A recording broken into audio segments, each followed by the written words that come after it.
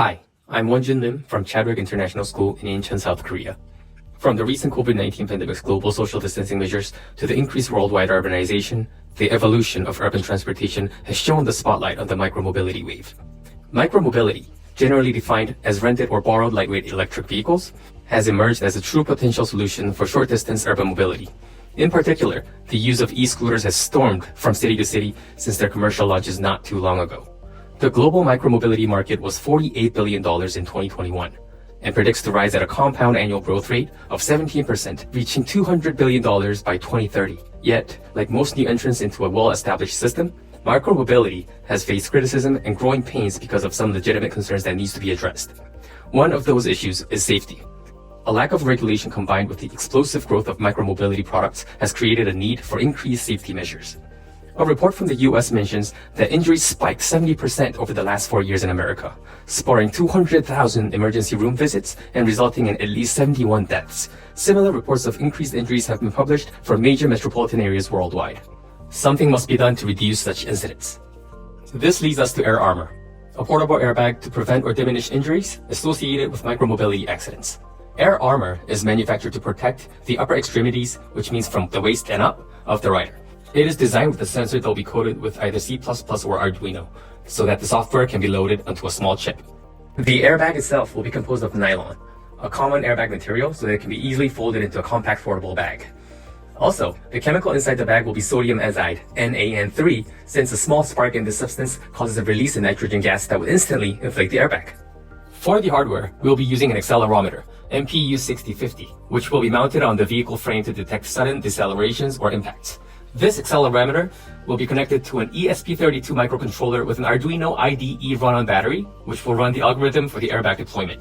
The algorithm we'll be using is a long short-term memory classification model, which is trained on time series data collected from normal rides and rides with accidents. The data will be collected through self-testing the airbag system. The LSTM model will be optimized in size to be run on the ESP32 and will be able to differentiate between normal rides and falls. Once a certain threshold is met, the Arduino will send a digital signal to the airbag control module, which will send the control system to activate the deployment trigger, launching the inflation module and the gas generator to inflate the airbag in the direction of the rider. Because the rise of the micromobility transportation is such a recent explosive phenomenon, safety features have not been able to keep up. Helmets, long a staple of single-use vehicles such as bikes and motorcycles, remains the gold standard for safety. However, the helmet only protects the head, not the face of the riders, so its usefulness is limited. Shoulder and joint pads are limited in scope, as they only protect the modest part of the body and are covered. Furthermore, other safety items such as handlebars, backlight, LED jackets, laser lights, and LED light wheels are designed to make you more visible or recognizable to other vehicles. These products are aimed to reduce the chance of accidents rather than reducing the impact of the accidents. Air Armor is a self-detachable airbag that is specifically designed to minimize the impact of micromobility accidents. I designed Air Armor specifically for the upper extremities because according to a Korean study of 108 e-scooter accidents, 65 injuries were to the face, 21 to the head, and 16 to the other upper extremities. This illustrates that most micromobility accidents occur in the upper body region. Furthermore, unlike helmets or other safety items that must be carried at all times, Air Armor is designed to be an easy installation so that it is present at all times with your micro vehicle. Although these other safety items are effective as well, the current micromobility market targets consumers that are looking for simple and short modes of transportation. Helmets and other items don't possess the accessibility factor that Air Armor is designed for. Air Armor aims to not only supplement the existing market, but create a paradigm shift by changing the way we think about micromobility. Air Armor's main aim is to raise awareness about the safety concerns associated with micromobility by minimizing the impact of severity of accidents, while eliminating cumbersome safety products that require the initiatives of the drivers to use. By doing so, we hope to create a new model of safety that can be omnipresent force in micromobility product features.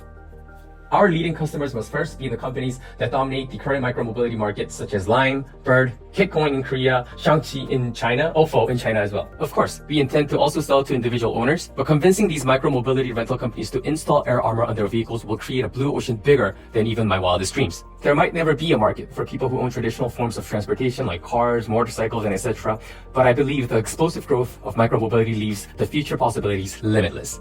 Based on the research data, I believe that Air Armor can sell 10,000 units in year 1. Based upon project costs, Air Armor will be at break-even costs through year 3. With further funding from venture capital and safety grants from local and federal governments, we will be able to create economies of scale to expand locations all over the world. Air Armor strives to be a leader in revolutionizing the way we consider safety for micromobility transportation by creating a product that will not burden the riders with extra baggage, but doesn't cut corners in ensuring your safety.